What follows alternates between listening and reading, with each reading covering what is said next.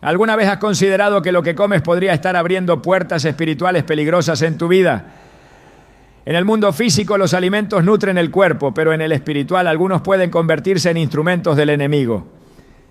Génesis 3:6 nos recuerda cómo todo comenzó con un fruto. Y vio la mujer que el árbol era bueno para comer, tomó de su fruto y comió, y dio también a su marido. No fue solo una comida, fue el inicio de la caída. Esta escena nos muestra que Satanás puede usar algo tan cotidiano como la comida para engañar, esclavizar y destruir. Hoy veremos cómo ciertos alimentos, lejos de ser inofensivos, están siendo usados por el enemigo para desviar tu espíritu, debilitar tu fe y sembrar cadenas invisibles. Te mostraremos cómo identificarlos y por qué debes dejarlos de consumir si deseas avanzar espiritualmente. ¿Estás listo para entender lo que Dios tiene reservado para ti? Desde el principio de los tiempos, Satanás ha utilizado lo cotidiano como un instrumento de destrucción espiritual. Nada lo ilustra mejor que la historia de Génesis, cuando Eva, engañada por la serpiente, tomó del fruto prohibido. No era una espada ni un hechizo, sino un alimento. Un simple acto de comer desató el caos sobre toda la humanidad. Génesis 3:6 lo describe con claridad perturbadora. Y vio la mujer que el árbol era bueno para comer y que era agradable a los ojos y árbol codiciable para alcanzar la sabiduría, y tomó de su fruto y comió. Ese primer bocado no solo fue desobediencia, fue una alianza espiritual con las tinieblas.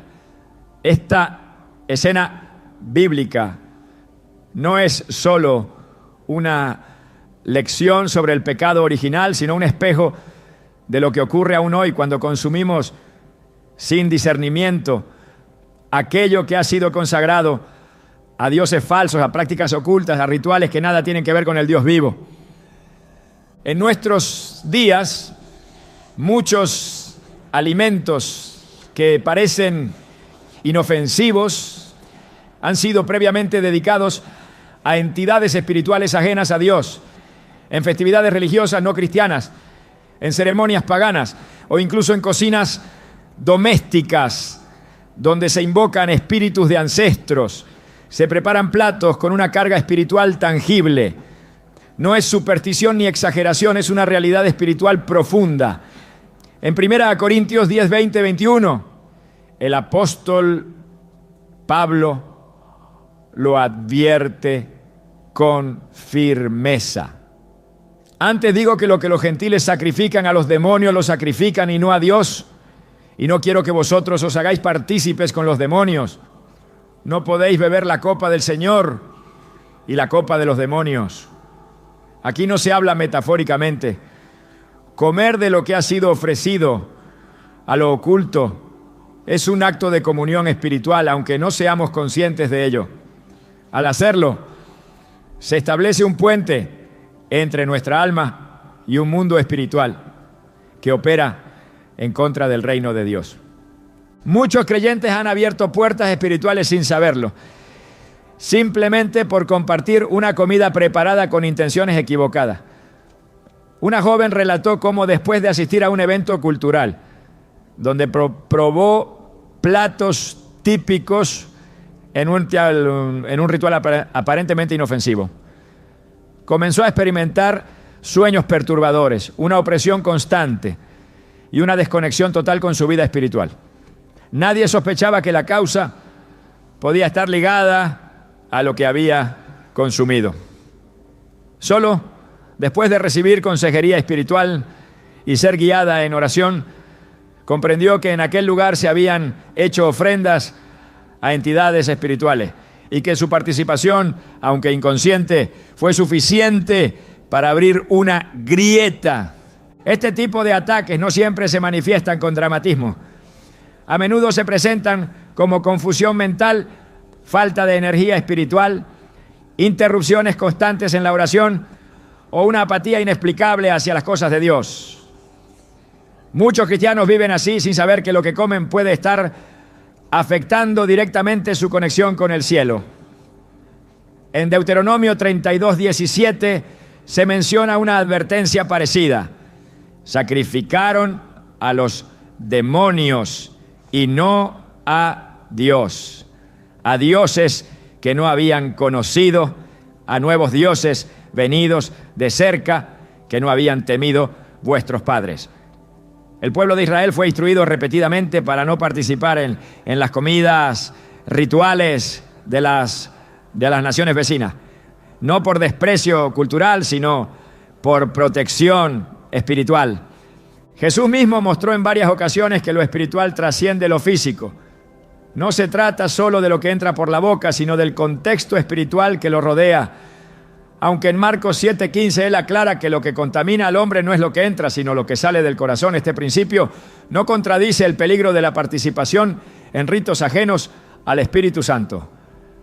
Porque aquí no hablamos de alimento natural, sino de alimento cargado espiritualmente, que ha sido intencionadamente dedicado a otro Señor que no es el Señor de los ejércitos. La diferencia es crítica. Una cosa es comer pan con gratitud en casa y otra muy distinta es consumir ese mismo pan que ha sido ofrecido en un altar de idolatría. El Antiguo Testamento está lleno de referencias a alimentos ofrecidos a ídolos. El becerro de oro no era solo una figura, era un objeto de sacrificio al cual se le ofrecían comidas y bebidas como parte del culto pagano. En Éxodo 32, el pueblo no solo fabricó un ídolo, sino que después se sentaron a comer y a beber y se levantaron a regocijarse. Fue una fiesta en honor a algo que no era Dios.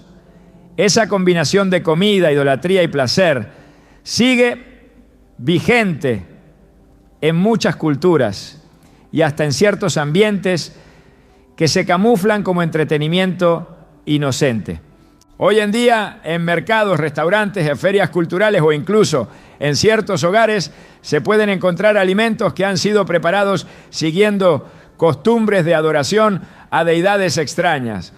El problema no es la comida en sí, sino la intención espiritual que la rodea. Cuando se bendice una comida en nombre de un espíritu ajeno a Cristo, esa bendición se convierte en una maldición disimulada. En 1 Timoteo 4:4-5 se nos recuerda que todo lo que Dios creó es bueno, pero también añade un requisito vital: y nada es de desecharse si se toma con acción de gracias, porque por la palabra de Dios y por la oración es santificado. Es decir, el acto de consagrar lo que comemos no es opcional, es una protección espiritual. Una madre testificó que su hijo pequeño comenzó a tener ataques nocturnos de ansiedad luego de que una vecina, con la mejor intención, le regalara un postre típico de su país. Lo que la madre no sabía es que ese dulce formaba parte de una celebración ancestral ligada al culto de espíritus familiares. Solo después de interceder en oración, ayunar y buscar discernimiento, comprendió que debía romper con toda participación en esa tradición. A partir de ese momento, la atmósfera en su hogar cambió y su hijo recuperó la paz. Dios no nos llama a vivir con miedo, pero sí con discernimiento. Proverbios 2:3-5 dice: si clamares a la inteligencia y a la prudencia dieres tu voz, si como a la plata la buscares y la escudriñares como a tesoros, entonces entenderás el temor de Jehová y hallarás el conocimiento de Dios. Este conocimiento incluye reconocer qué puertas están siendo abiertas a través de lo que consumimos. Comer con discernimiento no es legalismo, es sabiduría espiritual. Por eso es vital consagrar cada comida al Señor, no por costumbre, sino como un acto de autoridad espiritual. Cuando oramos sobre nuestros alimentos, no estamos simplemente dando gracias, estamos rompiendo toda maldición, toda dedicación anterior, todo pacto que haya sido sellado sobre ese alimento sin nuestro consentimiento. Estamos declarando que solo servimos a un Dios y que nuestro cuerpo es templo del Espíritu Santo, no un recipiente para prácticas contaminadas. Primera carta a los Corintios 6:19 lo dice con contundencia. ¿O ignoráis que vuestro cuerpo es templo del Espíritu Santo, el cual está en vosotros, y que no sois vuestros? La Biblia está llena de ejemplos donde la comida es el medio para probar la fidelidad espiritual. Daniel rehusó contaminarse con los manjares del rey, Daniel 1:8, y eligió una dieta que reflejara su consagración. Su decisión no solo preservó su cuerpo, sino que lo posicionó para recibir sabiduría y revelación divina. Dios honra a quienes honran su santidad, incluso en lo más cotidiano como la comida. Este no es un llamado a temor, sino a vigilancia espiritual. Si Satanás pudo usar un simple fruto en el Edén, también puede usar platos exquisitos y culturalmente aceptados para atar a quienes bajan la guardia. Hoy más que nunca necesitamos el discernimiento de Daniel. Necesitamos la claridad espiritual para decir no cuando algo no procede del Espíritu Santo, aunque venga disfrazado de tradición, cultura o simple cortesía. Y necesitamos la valentía de Jesús cuando fue tentado en el desierto.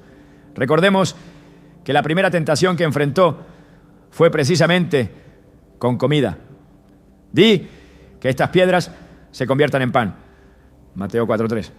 Pero él respondió con una espada afilada. No solo de pan vivirá el hombre, sino de toda palabra que sale de la boca de Dios. Mateo 4:4. Jesús entendía que la comida no era solo sustento, era un terreno de batalla espiritual. Esa es la clave para este tiempo. Reconocer que no todo lo que parece bueno es bueno para el espíritu. No todo lo que está disponible debe ser consumido. No todo plato debe ser recibido sin antes ponerlo delante del Señor. Porque lo que entra por tu boca también puede abrir caminos hacia tu alma. Este es el momento de revisar qué estás permitiendo en tu mesa. Es tiempo de romper con todo lo que ha sido consagrado a lo que no es Dios. Renunciar a las comidas que han sido parte de rituales ocultos y declarar que tu cuerpo y tu espíritu están consagrados solo a Cristo. No se trata de ley, se trata de libertad, porque cuando entiendes el poder que se esconde detrás de ciertos alimentos, puedes decidir vivir por encima de cualquier influencia espiritual que busque contaminarte. Este es solo el comienzo. Lo que has comido hasta ahora podría estar determinando más de lo que imaginas. Pero hay esperanza, hay redención y hay restauración cuando decidimos alinear incluso nuestros hábitos alimenticios con la voluntad de Dios. ¿Estás listo para abrir los ojos a esta verdad espiritual? La batalla por tu destino puede estar comenzando en tu plato. El enemigo ha sabido disfrazar sus estrategias con lo cotidiano. Y uno de los ataques más sutiles pero devastadores es aquel que se oculta tras el placer de comer. En un mundo donde el deseo reina como valor central, muchos no han percibido que ciertos alimentos han sido manipulados no solo para satisfacer el cuerpo, sino para alterar la mente y despertar pasiones que conducen a la perdición.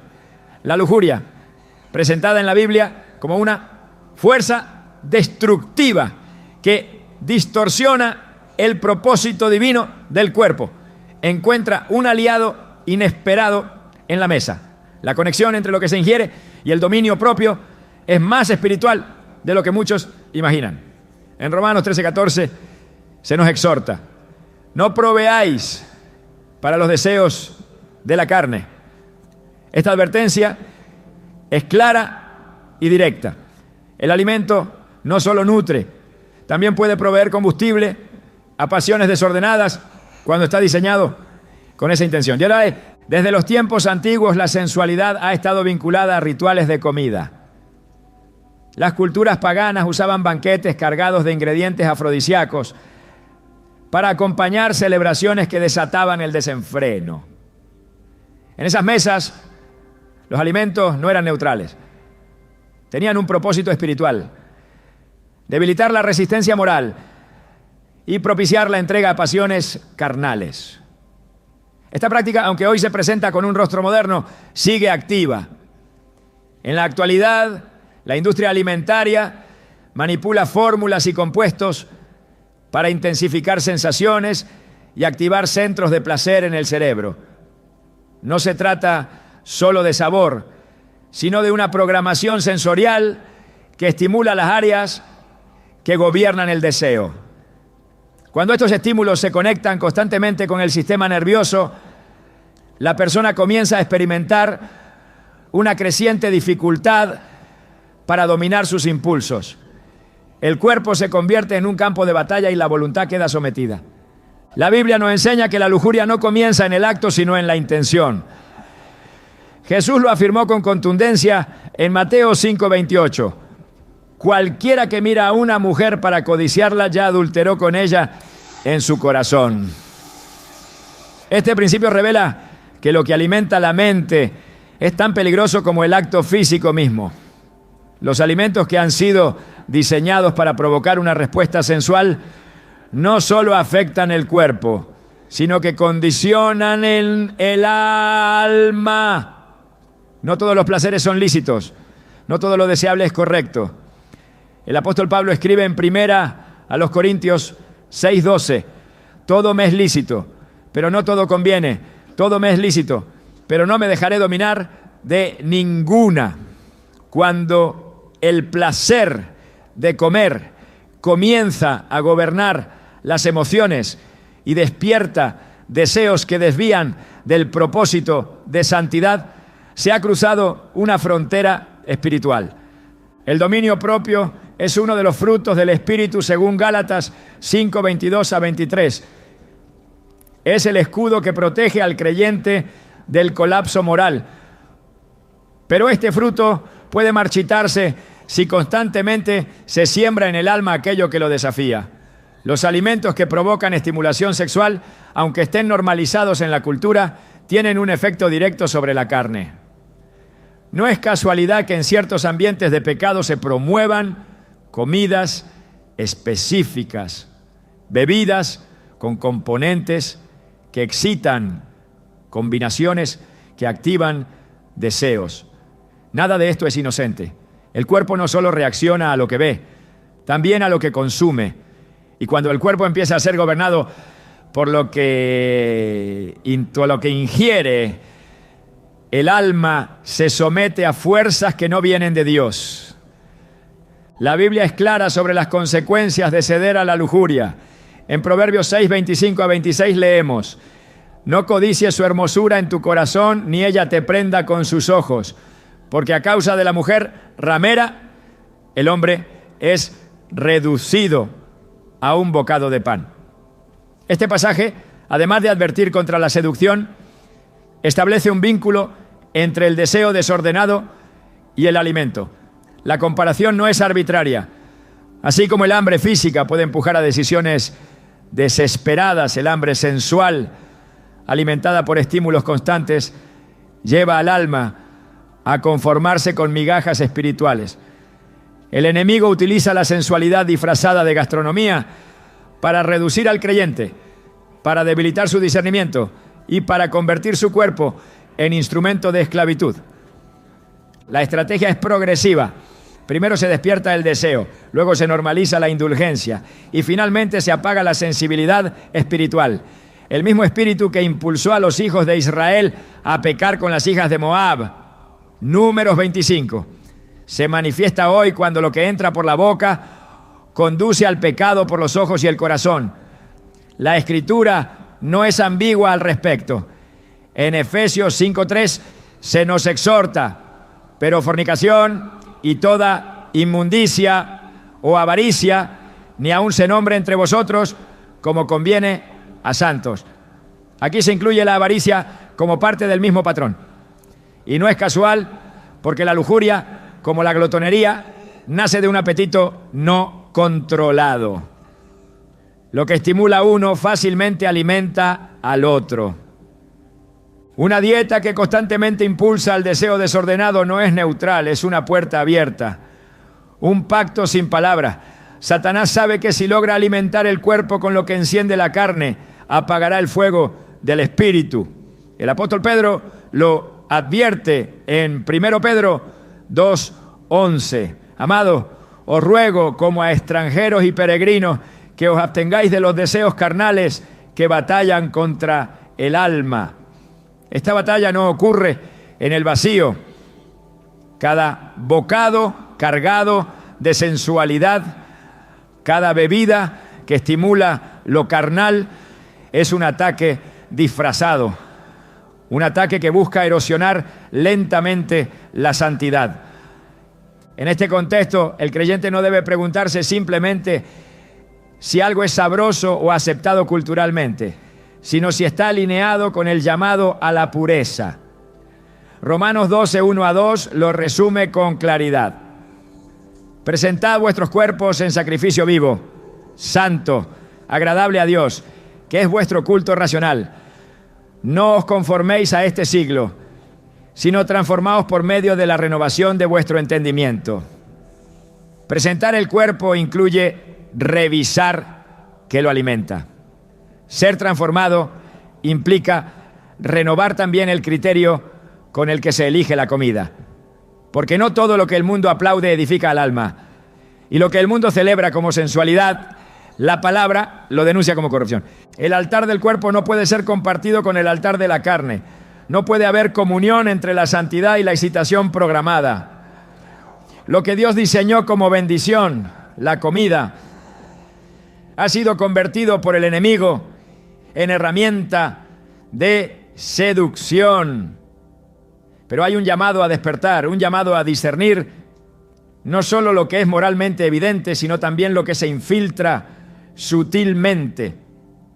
En 2 Timoteo 2:22 se nos dice: huye también de las pasiones juveniles y sigue la justicia, la fe, el amor y la paz. Este mandato no distingue entre deseos provocados externamente o cultivados internamente. Huye, aléjate, corta con lo que alimenta lo que después querrás resistir. La santidad no se construye solo con oración, sino también con vigilancia diaria. Vigilancia sobre lo que se mira, se escucha y se consume. El enemigo no ataca solo en los grandes momentos, sino en los pequeños hábitos. Y cuando logra que un corazón se acostumbre a lo sensual, ya no necesita forzar una caída, solo espera a que el terreno esté listo. Por eso Jesús nos llama a velar y orar, no solo a orar. En Mateo 26:41 dice: velad y orad para que no entréis en tentación. El espíritu a la verdad está dispuesto, pero la carne es débil. Esta debilidad no es una excusa, es una alerta, una advertencia de que cada puerta abierta, incluso desde lo que comemos, puede ser una trampa mortal si no se cierra a tiempo. Dios no llama al creyente a una vida de represión, sino a una vida de propósito. Cuando se comprende que el cuerpo es instrumento para cumplir un llamado eterno, se vuelve evidente que no puede ser gobernado por impulsos pasajeros. Filipenses 3:19 describen con dolor a aquellos que han caído en esa trampa, el fin de los cuales será perdición, cuyo Dios es el vientre y cuya gloria es su vergüenza, que solo piensan en lo terrenal. Cuando la comida se convierte en un medio para activar deseos impuros, se transforma en idolatría. Y donde hay idolatría, el Espíritu de Dios se entristece. Es momento de redefinir lo que se considera aceptable. No bajo estándares humanos, sino bajo la luz de la palabra. La santidad no se negocia, se protege. Y cada elección, incluso la más cotidiana, puede ser un acto de consagración o una rendición al enemigo. En 2 Corintios 7:1 se nos recuerda: así que, amados, puesto que tenemos tales promesas, limpiémonos de toda contaminación de carne y de espíritu, perfeccionando la santidad en el temor de Dios. Esa limpieza incluye lo que alimenta tanto al cuerpo como al alma. Y si hay algo que despierta la lujuria, no debe tener lugar en la vida de quien ha sido llamado a ser templo del Espíritu. La decisión es clara: o se alimenta el fuego de la carne o se cultiva el fuego del Espíritu. No hay terreno neutral. Lo que entra por la boca tiene poder. Puede ser herramienta de vida o de destrucción. Y cuando se elige lo que aviva el deseo carnal, se está cediendo terreno al enemigo. Pero cuando se elige lo que honra a Dios, incluso en lo más simple, se fortalece el espíritu y se cierra la puerta al engaño. Esa es la batalla que se libra cada día. Y esa es la victoria que se alcanza con una vida alineada al propósito eterno de santidad. Hay una forma de opresión que no llega con violencia, sino con suavidad engañosa. Se presenta en sabores, en olores, en pequeñas dosis que van erosionando la claridad espiritual hasta volver insensible el alma. Las sustancias que alteran la mente y el espíritu no son simples elementos físicos, son herramientas de confusión espiritual. A lo largo de las Escrituras se nos advierte contra todo lo que entorpece el discernimiento, porque cuando el entendimiento es nublado, el enemigo encuentra terreno fértil para sembrar engaño. Isaías 5:20 pronuncia una maldición sobre los que cambian la luz por tinieblas y el bien por el mal. Esta inversión espiritual no comienza siempre con una doctrina torcida, sino con una conciencia debilitada por lo que se ha introducido en el cuerpo.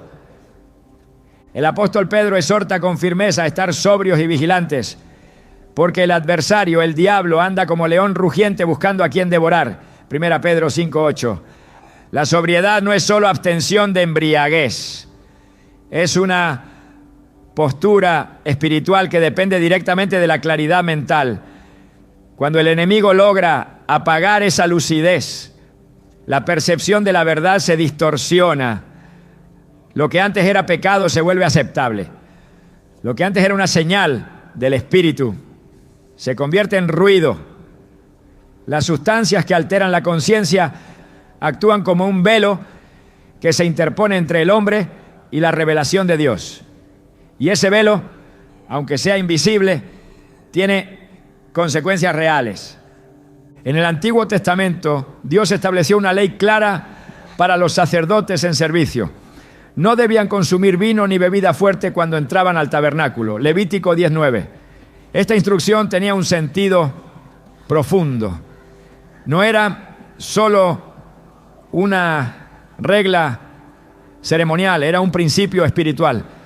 Los que ministraban ante la presencia de Dios debían mantener sus sentidos puros, su juicio intacto, su espíritu en estado de alerta. Este mandato revela que hay una incompatibilidad entre las sustancias que embotan los sentidos y la presencia de Dios. Lo mismo aplica hoy. Quien desea vivir en comunión constante con el Espíritu no puede darse el lujo de permitir en su cuerpo nada que contamine su discernimiento. El cuerpo es templo del Espíritu Santo, como lo declara 1 Corintios 6:19. Por tanto, no es solo un contenedor biológico, sino un espacio sagrado. Todo lo que entra en él debe ser evaluado a la luz de su propósito espiritual. Cuando se introducen sustancias que alteran la mente, ya sea en bebidas, en productos industrializados, en estimulantes disfrazados de suplementos o alimentos, se está permitiendo que fuerzas ajenas al espíritu tomen control. No se trata simplemente de daño físico, sino de dominio espiritual. Y una vez que la mente es alterada, el alma queda expuesta. Satanás no necesita poseer cuerpos de manera dramática si puede controlar voluntades a través de lo que consumen. Él sabe que una mente dispersa, confusa, agotada por estímulos artificiales, no podrá resistir la tentación, ni entender la voz de Dios. Por eso, en Efesios 5:18, Pablo instruye: no os embriaguéis con vino, en lo cual hay disolución, antes bien, sed llenos del Espíritu. Este contraste no es casual. La embriaguez y la plenitud del Espíritu no pueden coexistir. O el cuerpo está bajo el dominio de una sustancia, o está bajo la influencia del Espíritu. No hay lugar para ambos. Las sustancias que actúan sobre el sistema nervioso no se limitan al alcohol. Muchos alimentos procesados contienen aditivos y compuestos químicos que afectan el cerebro. Están diseñados para alterar el estado emocional, aumentar la ansiedad, disminuir la capacidad de concentración. No es una teoría, es un mecanismo conocido. Y cuando el alma se ve expuesta repetidamente a estos estímulos, comienza a apagarse la sensibilidad espiritual. El hambre por la palabra disminuye, la oración se convierte en una rutina seca. El discernimiento se debilita. Estas no son consecuencias naturales. Son frutos de una batalla espiritual que se está perdiendo desde adentro. La historia de Nadab y Abiú, hijos de Aarón, es una advertencia severa. En Levítico 10:1-2, ofrecieron fuego extraño delante de Jehová y murieron inmediatamente. Aunque el texto no menciona explícitamente el uso de sustancias, el contexto inmediato, donde Dios prohíbe el consumo de vino a los sacerdotes, sugiere que su juicio había sido comprometido. El resultado fue fatal. Esta historia revela que cuando se pierde la sobriedad espiritual, incluso la adoración puede tornarse peligrosa. No se puede servir a Dios bajo la influencia de lo que confunde. Su presencia demanda pureza, claridad, reverencia. Cualquier alteración del estado mental es un riesgo que puede terminar en destrucción. El llamado a la sobriedad es urgente, porque vivimos en tiempos donde la distracción es exaltada. La mente saturada por imágenes y sonidos, sabores artificiales y químicos, pierde la capacidad de discernir la voz de Dios. En 2 Corintios 10:5 se nos instruye a llevar cautivo todo pensamiento a la obediencia a Cristo. Pero ¿cómo someter los pensamientos cuando han sido condicionados por sustancias que escapan al control? La obediencia comienza con una mente libre. Y esa libertad se conquista también en lo que se decide consumir. La guerra no se libra solo en el altar, también en la mesa. Los alimentos no fueron creados para esclavizar. En su diseño original eran provisión, medicina, vida. Pero en manos del enemigo se han transformado en mecanismos de adormecimiento espiritual. El enemigo habrá aprendido pues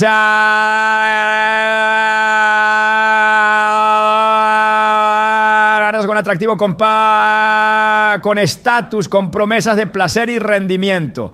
Pero la consecuencia es siempre la misma. Una generación incapaz de escuchar a Dios porque su mente ha sido entregada a estímulos que no provienen del cielo.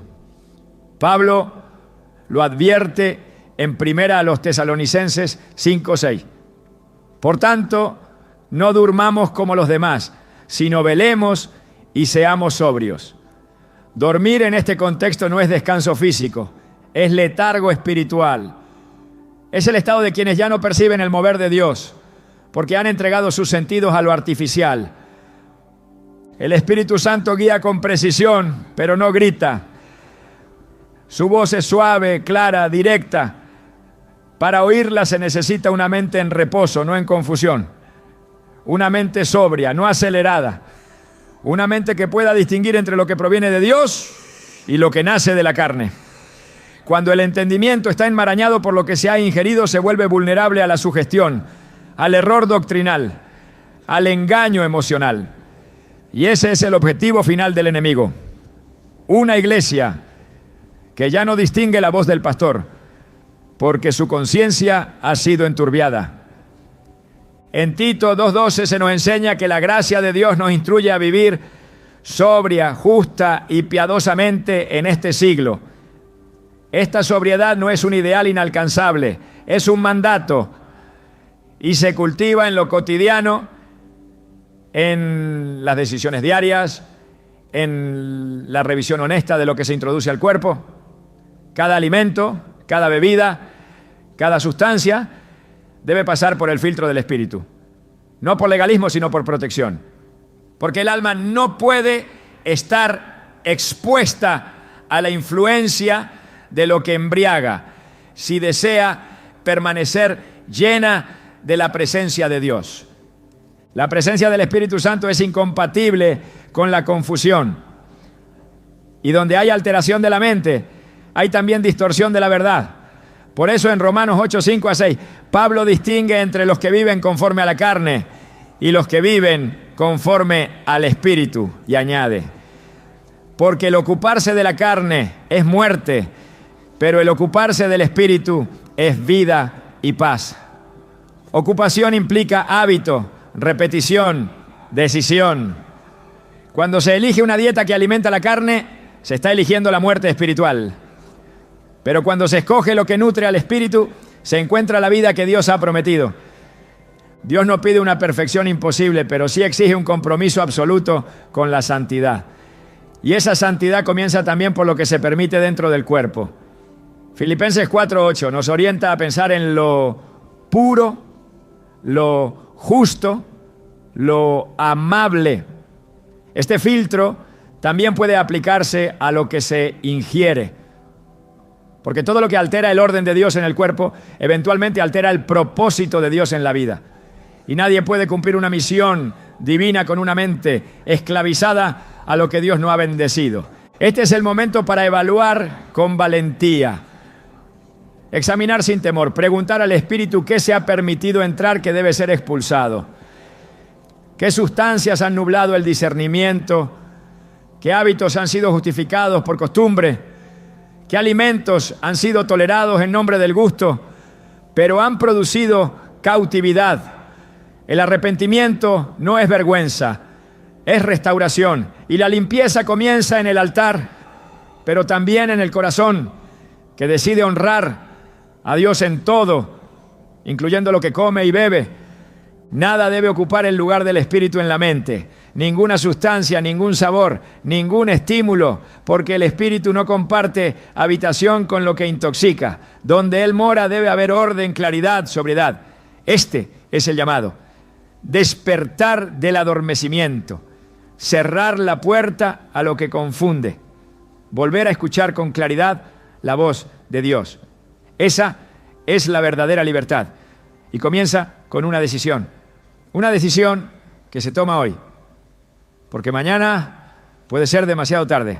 Hay una trampa espiritual disfrazada de hábito cotidiano, una forma de esclavitud que no siempre se percibe como peligrosa, porque se alimenta de algo que fue creado para el bien, el placer de comer.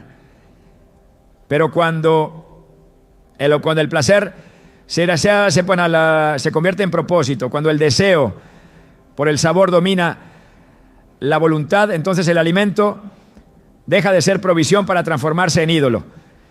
Este cambio sutil pero devastador ocurre cuando se come no por necesidad, sino por ansiedad, por vacío, por evasión. Y en ese momento, el enemigo encuentra un terreno fértil para operar. En Filipenses 3:19, la Escritura denuncia con severidad a quienes su Dios es el vientre y su gloria es su vergüenza, que solo piensan en lo terrenal. Esta no es una advertencia superficial, es una revelación sobre cómo la glotonería puede convertirse en una forma camuflada de idolatría.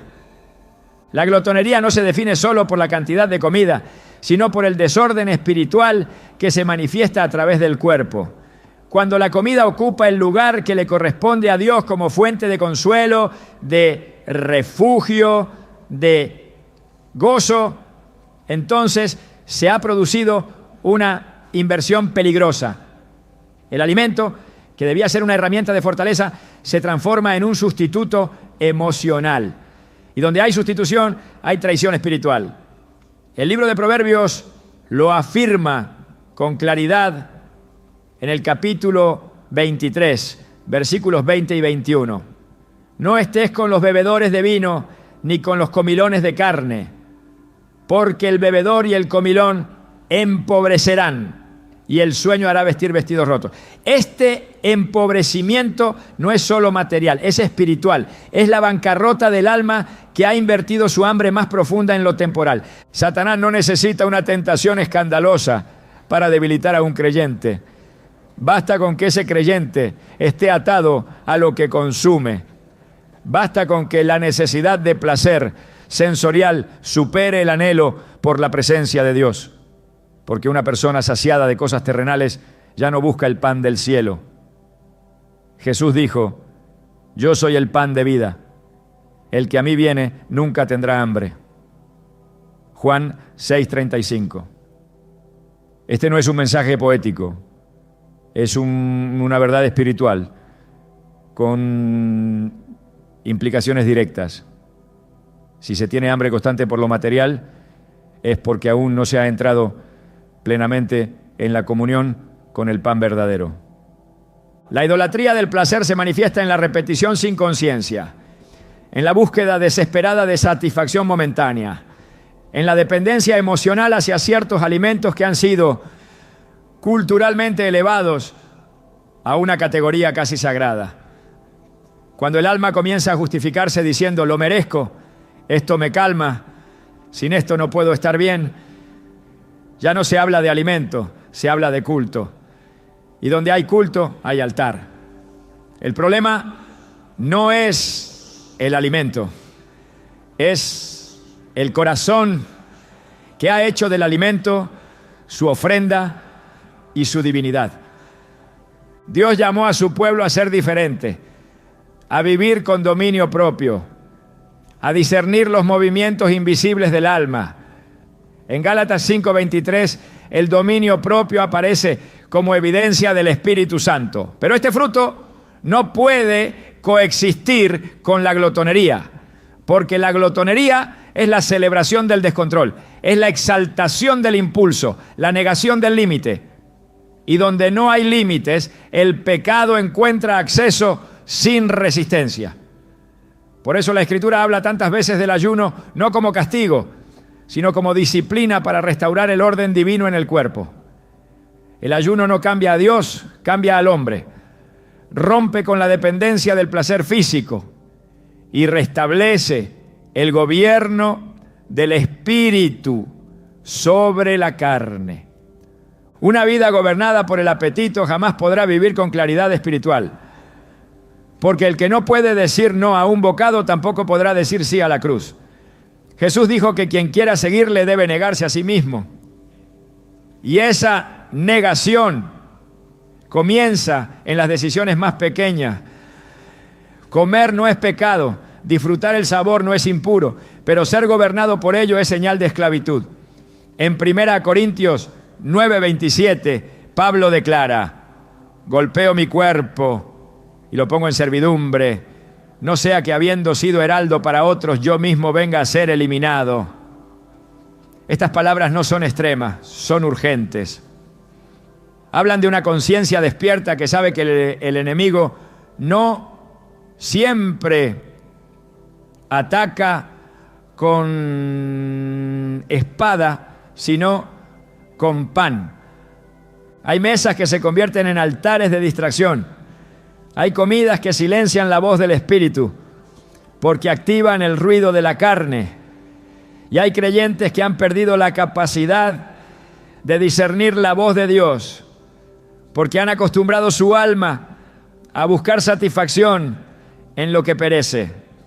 Jesús reprendió al diablo en el desierto con una frase que debe retumbar en el corazón del creyente cada vez que se sienta tentado a hacer del alimento su escape.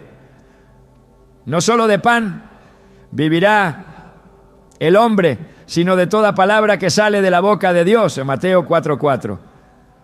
Esta respuesta no fue solo teológica, fue profética. Señaló la raíz del problema, la necesidad mal dirigida. La glotonería es la respuesta errada a un hambre verdadera. Porque el alma sí tiene hambre. Pero esa hambre no se sacia con comida, sino con presencia. Cuando el alma está vacía, buscará llenarse con lo que tiene a mano. Y si lo único disponible es el placer inmediato, entonces ese placer se convierte en el sustituto de Dios. Así opera la idolatría. No comienza con estatuas, sino con desplazamientos sutiles en el corazón. Lo que antes era espiritual se reemplaza por lo emocional, y lo que debía ser eterno se cambia por lo que se digiere y se olvida. Dios quiere libertar a su pueblo de toda atadura, y eso incluye las cadenas invisibles que se forman en torno al placer mal dirigido. En Romanos 14:17 se nos recuerda: el reino de Dios no es comida ni bebida, sino justicia, paz y gozo en el Espíritu Santo. Esta afirmación no degrada la comida, la pone en su lugar, y al hacerlo restablece el centro. No se puede construir una vida espiritual sólida sobre la base de impulsos incontrolados, porque el mismo espíritu que lleva al exceso en la comida lleva al exceso en otras áreas. Es el espíritu del desorden, del capricho, de la autosatisfacción. Es el espíritu que se opone al carácter de Cristo. Por eso el enemigo promueve constantemente el exceso, porque sabe que el exceso cierra los oídos del alma. En medio del ruido de la saciedad física, la voz del espíritu se vuelve imperceptible. Y una vez que la sensibilidad se apaga, la obediencia se vuelve opcional. Pero Dios no busca siervos saciados de sí mismos, busca adoradores que vivan para Él. Y esa adoración comienza cuando se reconoce que todo lo que se consume debe estar sometido a su voluntad. Hay una generación que necesita ser despertada. Una generación que ha confundido libertad con licencia, disfrute con dependencia y alimento con propósito. Pero el Espíritu está llamando a volver al diseño original, donde el cuerpo sirve al Espíritu y no al revés. El dominio propio no es debilidad, es autoridad.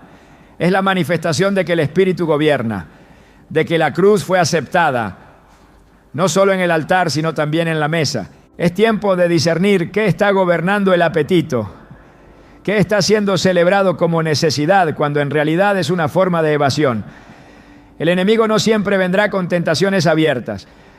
A veces usará una porción de más, un antojo constante, un hábito alimenticio que se convierte en trono. Pero la verdad permanece firme. No hay comunión entre la luz y las tinieblas, ni entre la cruz y la glotonería.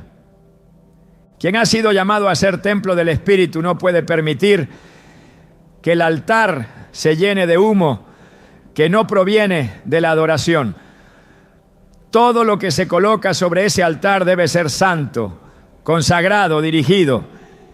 Y si la comida se ha convertido en obstáculo para la intimidad con Dios, entonces es tiempo de tomar una decisión, no por imposición, sino por revelación, no por culpa, sino por amor. Porque el que ama al Padre no tolera rivales, ni siquiera si esos rivales tienen la forma de algo delicioso. La verdadera libertad no consiste en poder comer cualquier cosa, consiste en poder decir no cuando algo ya no glorifica a Dios. Esa es la madurez espiritual y ese es el llamado para esta hora. Reconocer que hay comidas que se han vuelto altares del yo, monumentos al deseo, tronos del ego. Pero cuando el Espíritu despierta, esos altares caen y en su lugar se levanta una mesa santa, donde cada alimento es una expresión de gratitud, no de esclavitud. No es un asunto de legalismo, es una cuestión de gobierno. ¿Quién gobierna los apetitos? ¿Quién decide cuándo y cuánto? ¿Quién establece los límites? Porque allí donde gobierna el Espíritu hay orden, hay vida, hay victoria. Y esa victoria se manifiesta también en la mesa, cuando el alimento vuelve a ser lo que Dios quiso que fuera: provisión, no prisión. Hay vínculos que no comienzan con palabras ni con acciones visibles. Hay cadenas que se forman en lo secreto, en lo que se repite sin cuestionar, en lo que se hereda como costumbre y se asume como identidad. Dentro de esas herencias silenciosas, los alimentos han sido usados como vehículos para mantener pactos espirituales no consagrados a Dios. No todo lo que ha sido transmitido por generaciones tiene aprobación divina. La mesa familiar, que debería ser un altar de bendición, puede convertirse en una plataforma de continuidad para maldiciones si no se discierne espiritualmente lo que en ella se sirve. En Éxodo 25, Dios declara con contundencia que visita la maldad de los padres sobre los hijos hasta la tercera y cuarta generación de los que le aborrecen. Esta sentencia no se limita a las acciones externas. Incluye también lo que se perpetúa desde lo espiritual, incluso en lo culinario. Hay comidas que no fueron diseñadas simplemente para saciar el hambre, sino para sellar compromisos con deidades ajenas al Dios vivo. Muchas culturas han incorporado en sus rituales alimenticios una carga espiritual específica, platos dedicados a espíritus ancestrales, a dioses regionales, a entidades ocultas. Y aunque se presenten como tradiciones inofensivas, su trasfondo revela una historia de pactos que se renuevan cada vez que esos alimentos se preparan y consumen con el mismo sentido original. No es superstición, es legalidad espiritual. El mundo espiritual se mueve por principios, y cuando algo es hecho repetidamente en honor a una potestad, ese acto se convierte en una ofrenda. En primera a los Corintios 10:20, Pablo advierte que lo que los gentiles sacrifican lo hacen a los demonios y no a Dios. El creyente no puede participar de la mesa del Señor y de la mesa de los demonios. Esa mezcla lo expone. El problema no es la comida en sí misma, sino el contexto espiritual al que ha sido ligada. Hay recetas que no solo vienen acompañadas de ingredientes, ¿no?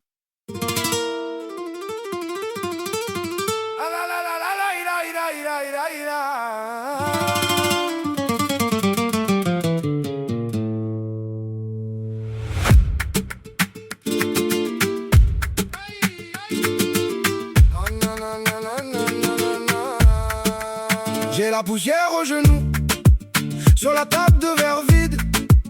Ton nom cogne dans ma bouche, comme un verre contre les vitres. Le patio sent le jasmin, et la pluie sur les tuiles rouges.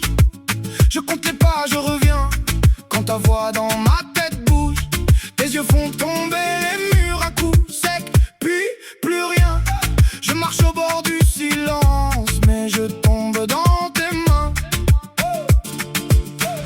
Dis-moi, qui tient la braise. Dis-moi, qui casse la chaise. Le cœur serré, la gorge nue. Je viens trop près, je brûle encore. Un pas de plus et c'est fini. Ou bien c'est toi, ou bien c'est fort. Cendre sur la peau, cendre sur la peau. Tu dis mon nom, je perds le contrôle. Cendre sur la peau, cendre sur la peau. Je danse encore sous ton manège fou. J'ai mis l'orgueil dans ma poche, avec les clés et les remords. Et la nuit tire sur ma manche et me ramène à ton décor. Sur le carrelage, tes talons font des éclats dans ma mémoire. Je fais le dur, je fais le calme, mais je finis toujours par te voir. Ta bouche a l'art des incendies, petit feu, grand désastre. Moi j'ai la rage et les prières, et tes mains qui me rattrapent.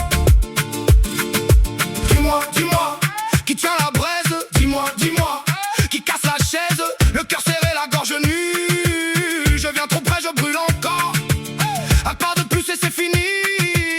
Ou bien c'est toi, ou bien c'est fort. Cendre sur la peau, cendre sur la peau. Tu dis mon nom, je perds le contrôle. Cendre sur la peau, cendre sur la peau. Je danse encore sous ton manège fou. Si je pars, tu me suis dans l'ombre. Si je reste, je perds la voix. J'ai tant voulu faire le vide, mais ton absence me parle bas. Alors prends tout, prends la fierté, prends le sel, prends la fièvre. Je veux tomber sans me cacher dans ce feu qui me souffle.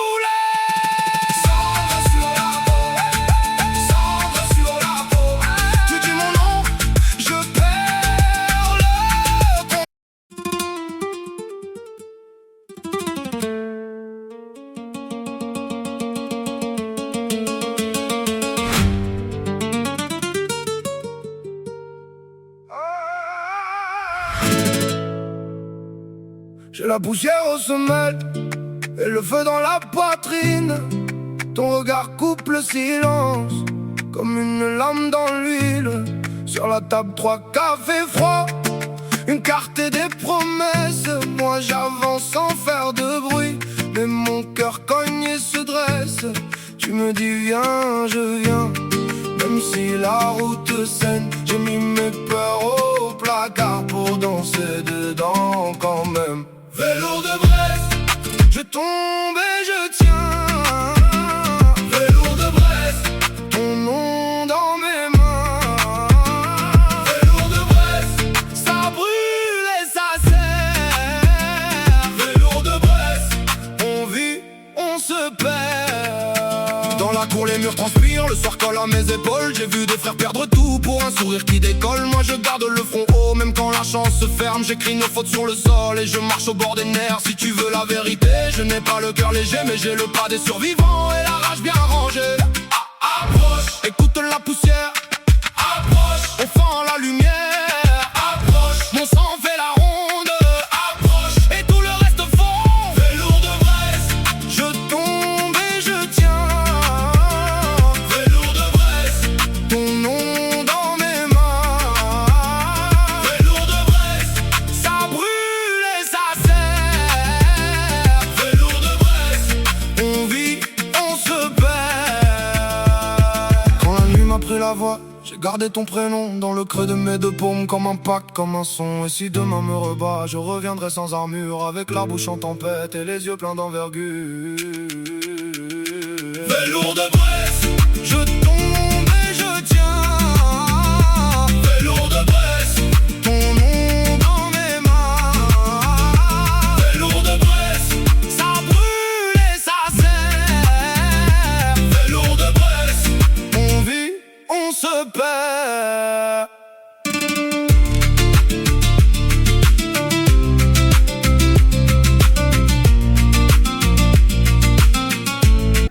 Sino también de intenciones, de palabras, de invocaciones.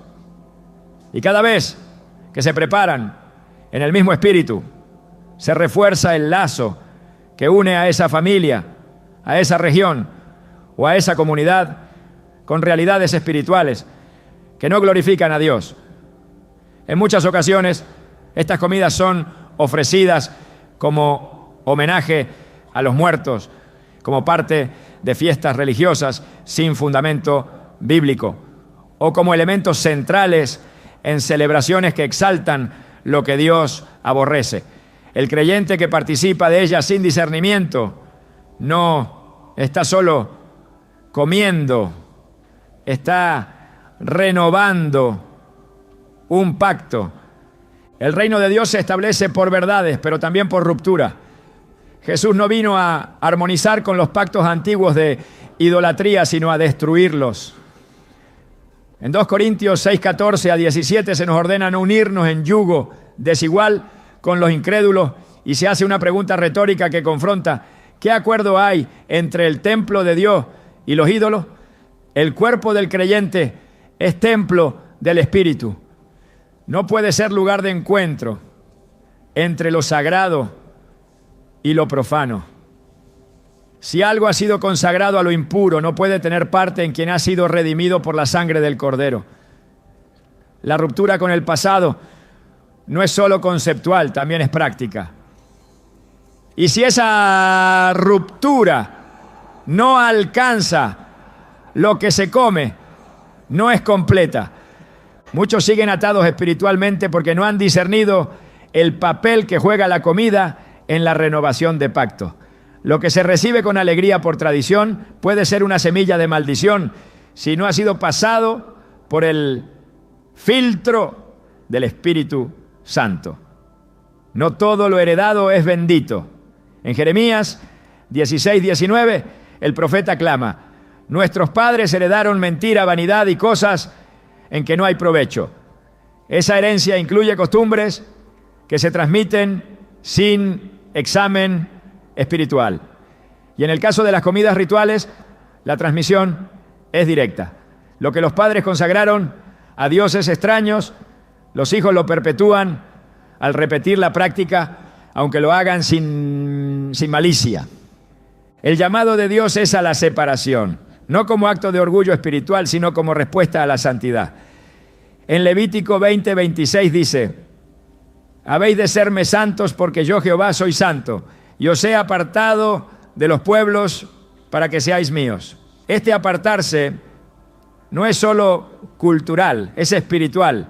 Incluye las formas de adoración, las expresiones externas y también los hábitos alimenticios que tienen carga espiritual. No se trata de una dieta basada en reglas humanas, sino de una conciencia gobernada por el Espíritu. Una conciencia que distingue entre lo que alimenta el alma y lo que perpetúa cadenas invisibles.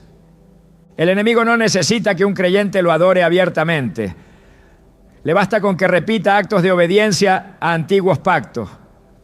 La continuidad de esos actos mantiene viva la legalidad espiritual del pasado. Pero cuando un hijo de Dios rompe con esas prácticas, está declarando a nivel espiritual que su pacto es nuevo, que su altar ha sido limpiado, que su cuerpo ya no está bajo la influencia de lo que lo ataba. Esa ruptura es profunda, porque corta raíces, y las raíces, aunque invisibles, son las que determinan el fruto. En el reino no hay neutralidad. Lo que no ha sido consagrado a Dios, por defecto permanece bajo otra autoridad. Por eso 1 Timoteo 4:5 dice que los alimentos son santificados por la palabra de Dios y por la oración. Este principio revela que todo lo que entra al cuerpo debe pasar por un acto consciente de consagración. No se puede asumir que algo es limpio solo porque ha sido normalizado. La normalidad cultural no es evidencia de santidad. Solo lo que ha sido cubierto por la palabra y por una vida de oración puede ser recibido con libertad espiritual. Quien desea caminar en libertad plena debe examinar todo altar oculto, toda práctica no confrontada, todo hábito heredado que no ha sido pasado por la cruz. Y dentro de ese examen lo que se come es parte vital. No porque el alimento tenga poder en sí mismo, sino porque es símbolo de pacto, de continuidad, de honra. Si se honra lo que no proviene de Dios, se le está dando espacio espiritual. Pero si se decide honrar solo al Señor, incluso en lo que se sirve en la mesa, se establece una señal visible de alineación al reino. El Espíritu Santo no solo guía en las grandes decisiones, también revela en los detalles. Y cuando se le permite iluminar lo que ha sido escondido por generaciones, Él comienza a romper cadenas que parecían normales. Hay comidas que han sido usadas como sellos invisibles de esclavitud espiritual. Pero cuando el creyente dice basta, cuando decide no continuar con lo que ha sido consagrado al error, cuando alinea su vida con la verdad, entonces el ciclo se rompe. La maldición se interrumpe, la libertad se activa. En ese momento el alimento deja de ser una herramienta del enemigo y vuelve a ser lo que Dios quiso desde el principio: provisión sin atadura, bendición sin contaminación, comunión sin idolatría. Y esa transformación comienza cuando el creyente entiende que todo lo que toca su cuerpo debe estar bajo la autoridad del Espíritu, incluyendo lo que come. El cuerpo fue diseñado por Dios no solo como un recipiente físico, sino como instrumento para ejecutar propósitos eternos. Cada célula, cada función, cada detalle fue formado con intención divina para cooperar con el llamado del alma. Pero cuando la alimentación rompe con ese diseño, se produce un desgaste que no solo se refleja en lo físico, sino que impide que el espíritu avance con fuerza. Una dieta que debilita, agota o enferma no es inofensiva. Es una estrategia silenciosa del enemigo para frenar el propósito. Isaías 40:29 declara que Dios da esfuerzo al cansado y multiplica las fuerzas al que no tiene ningunas. Sin embargo, cuando el desgaste es provocado por una alimentación contraria al orden divino, se produce una contradicción. El cuerpo llamado a servir comienza a estorbar. El enemigo no solo ataca el alma, también busca neutralizar el cuerpo. Sabe que un cuerpo desgastado, inflamado, tóxico, cargado de sustancias nocivas, no podrá mantenerse firme en el día malo ni sostener una vida de oración, servicio o entrega. Por eso promueve hábitos alimenticios que entorpecen, que lentifican, que esclavizan con antojos vacíos. El deterioro no ocurre de un día para otro. Es progresivo, invisible, aceptado socialmente, pero espiritualmente destructivo. En 1 Corintios 3, 16 a 17, Pablo recuerda que somos templo de Dios y que si alguno destruye ese templo, Dios le destruirá a él. Esta advertencia no es figurativa. El cuidado del cuerpo no es vanidad, es responsabilidad espiritual. Cuando el pueblo de Israel atravesó el desierto, Dios les dio un alimento específico, el maná. No solo porque era sobrenatural, sino porque sostenía la jornada sin debilitar el cuerpo ni confundir el alma. No era comida para entretener, era comida para avanzar. Cada porción era una provisión exacta para cumplir con el recorrido. En contraste, cuando deseaban las comidas de Egipto, lo hacían no por necesidad, sino por nostalgia de un sistema de esclavitud. Esa comparación es vital. La comida del propósito fortalece, la comida del pasado esclaviza. En Proverbios 25, 16, la Escritura enseña que si hallas miel, comas lo que te basta, no sea que hastiado de ella la vomites. Esta instrucción revela que incluso lo bueno puede volverse destructivo cuando se ignora el límite. La nutrición espiritual también requiere moderación y sabiduría en lo físico. Comer sin propósito es desperdiciar energía que fue dada para cumplir una misión. Y cada alimento que intoxica, que drena, que adormece, está obstaculizando una carrera que fue trazada con precisión por Dios. Hay llamados que exigen resistencia. Hay misiones que requieren cuerpos disponibles, despiertos, ágiles, pero muchos no pueden sostener el ritmo del propósito porque sus cuerpos están sobrecargados con lo que no nutre. Se alimentan del exceso, no de lo necesario. Viven para el sabor, no para la función. Y en ese desorden el enemigo se infiltra. La lentitud espiritual muchas veces es precedida por la pesadez física.